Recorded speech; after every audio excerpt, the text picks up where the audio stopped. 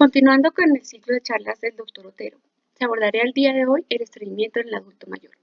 El estreñimiento es una causa frecuente de consulta en todos los grupos poblacionales. En ancianos es la tercera en frecuencia después de los trastornos respiratorios y cardiovasculares.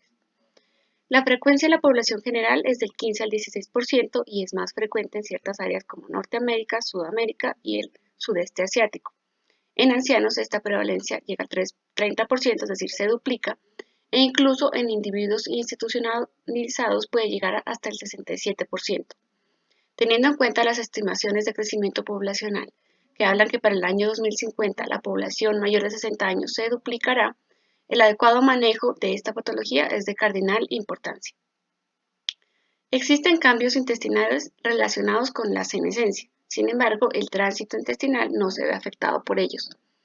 Hay una disminución de la sensibilidad en el colon y el recto, lo que puede explicar la menor prevalencia de enfermedades asociadas a dolor abdominal, como síndrome de intestino irritable. Hay un aumento de la rigidez del colon, disminuye la laxitud perineal, aumentan tanto la presión en el reposo como la distensibilidad rectal, y existen factores no relacionados con el piso pélvico, como la disminución de la fuerza muscular, que pueden afectar los músculos del abdomen y disminuir la fuerza propulsora. Sin embargo, estos cambios no pueden explicar en 100% la mayor frecuencia de estreñimiento en esta población, de tal manera que no se puede considerar el estreñimiento como una consecuencia normal del envejecimiento. De hecho, la mayoría de adultos mayores, activos y saludables tienen un tránsito intestinal normal. El estreñimiento no es únicamente una menor frecuencia en las deposiciones. Los criterios de Roma 4 incluyen 5 características para evaluar el estreñimiento, de las cuales tienen que estar presentes 2 o más de ellas en una de cada 4 deposiciones. Menos de 3 evacuaciones por semana, la sensación de evacuación incompleta, la necesidad de asistencia manual, la sensación de obstrucción anorrectal y heces de características Bristol 1 y 2. Síntomas que deben estar presentes durante más de 6 meses y activos los últimos 3 meses antes de la consulta. El estreñimiento se puede clasificar en primario y secundario. La clasificación de Roma 4 divide el estreñimiento primario en tránsito normal, estreñimiento asociado a síndrome de intestino irritable y los trastornos defecatorios. En ancianos, el más frecuente es el tránsito normal con un 6.5%, seguido del estreñimiento asociado al intestino irritable y los trastornos defecatorios.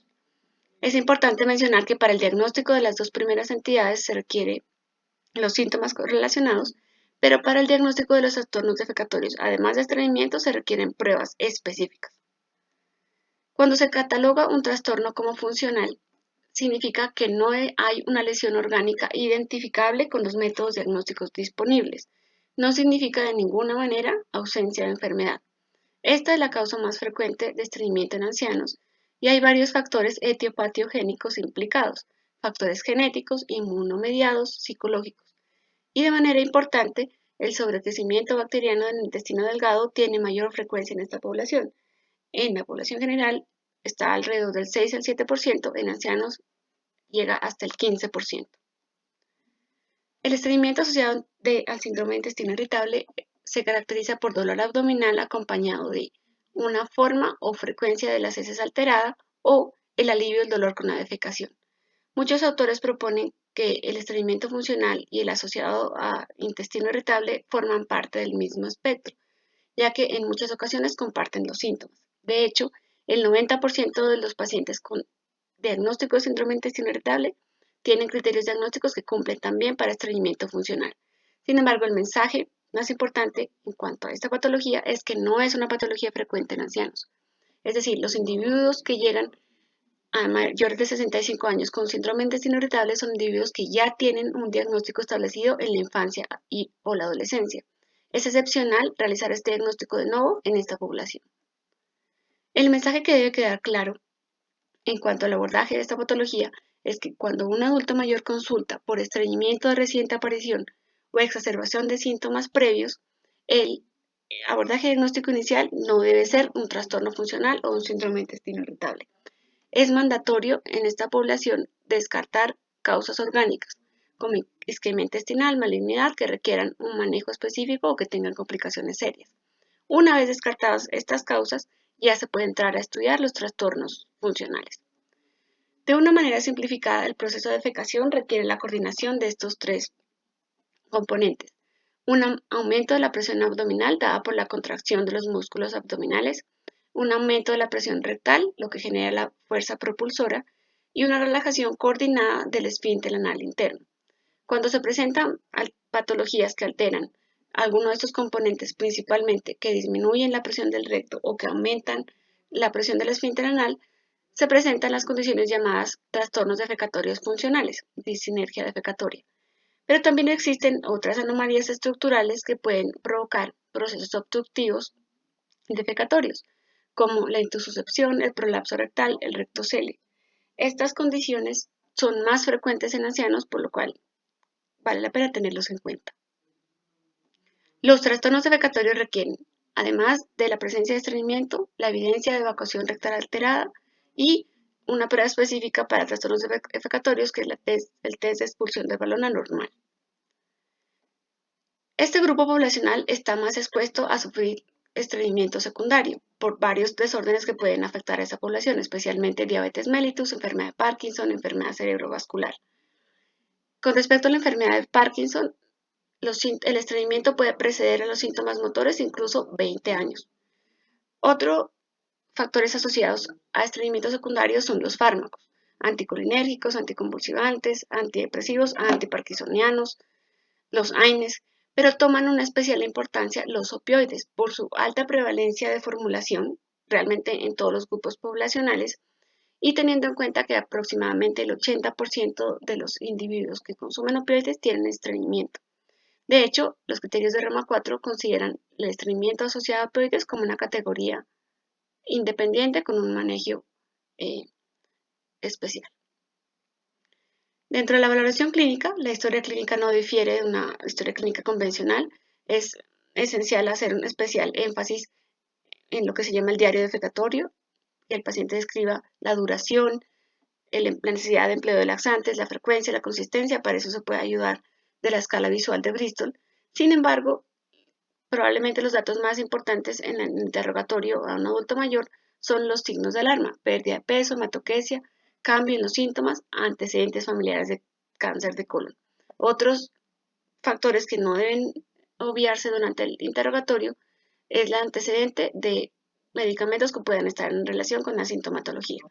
Estos individuos tienen una indicación mandatoria de estudio endoscópico con el objetivo de descartar esencialmente neoplasias.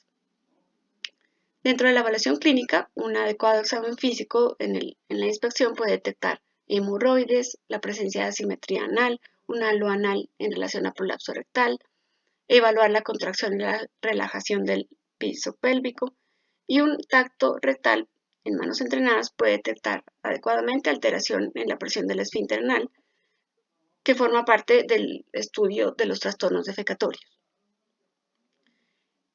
No existe en realidad un protocolo específico para la evaluación clínica en estos pacientes.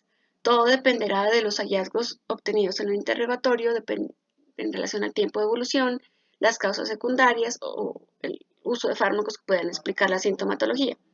De acuerdo a los resultados de este interrogatorio, entrará en acción bioquímica sanguínea, que puede tener o tiene utilidad para descartar anemia ferropénica o trastornos tiroideos, otras alteraciones que puedan generar estreñimiento secundario.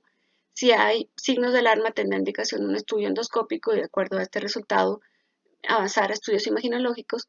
Y una vez descartadas estas causas, el protocolo de manejo se convierte en el mismo protocolo de la población general, es decir, un manejo farmacológico escalonado, y si hay refractariedad a este manejo, tiene indicación los estudios de trastornos defecatorios, pues según la pertinencia clínica que tengan. En este esquema se ve representado la importancia en el interrogatorio del uso de medicamentos en relación a estreñimiento. Si el paciente recibe alguna medicación que está relacionada con estreñimiento, y la siguiente pregunta es: ¿esta medicación se puede suspender? En caso positivo, pues hacerlo. De no ser posible, se deben implementar las primeras medidas, que son las medidas no farmacológicas: incrementar el consumo de fibra, consumo abundante de líquidos, prevenir el inmovilismo. Si bien estas son estrategias que tienen una evidencia de baja calidad, porque aproximadamente solamente un 30% de los pacientes pueden mejorar con estas estrategias. Debido a la facilidad de su implementación, se constituyen en la primera línea de manejo. Si después de 4 a 8 semanas persiste con sintomatología, tienen indicación los laxantes osmóticos. De ellos, el más estudiado es el polietilenglicol, que ha demostrado su seguridad y eficacia en este grupo y en poblacional y en la población en general. La lactulosa tiene mucha menor evidencia y efectividad. Si no hay mejoría, entran en acción los laxantes estimulantes, como lo son el picosulfato de sodio. El bisacodilo no tiene estudios en población mayor de 65 años. De no encontrarse mejoría con estas intervenciones realizadas, se puede utilizar el prucalopride. Es un medicamento agonista de los receptores 5-HT4 de serotonina de reciente desarrollo que hasta el momento tiene una adecuada indicación en adulto mayor. Teniendo en cuenta que en esta población son frecuentes los trastornos deglutorios, entran en el panorama el uso de supositorios o enemas. En este cuadro está resumido la medicación disponible para el manejo actualmente. Dentro de los laxantes osmóticos, el polietilenglicol a una dosis de 17 gramos al día. Si persiste con los síntomas, se puede incrementar a 34 gramos al día. Tiene estudios en mayores de 65 años y tiene una eficacia comprobada en disminuir los síntomas. La lactulosa también tiene estudios en adultos mayores, pero es menos eficaz que el polietilenglicol y tiene algo de mayor frecuencia de eventos adversos reportados.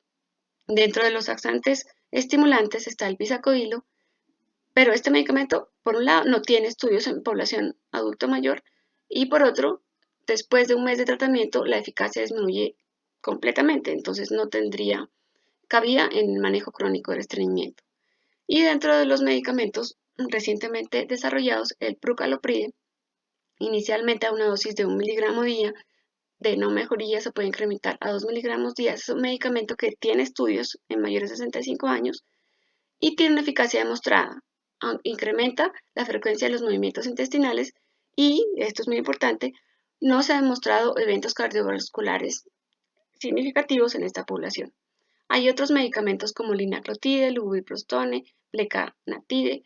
Sin embargo, estos medicamentos podrían tener un efecto en esta población, pero al carecer de estudios en mayores de 65 años, pues no cuentan con una recomendación actual.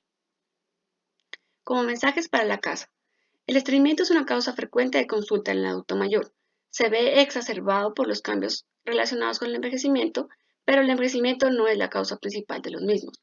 Es esencial descartar el uso de medicamentos constipantes, precisar la presencia de signos y síntomas de alarma que requieran la indicación de una colonoscopia y el tratamiento de primera línea es similar al de la población general. Muchísimas gracias.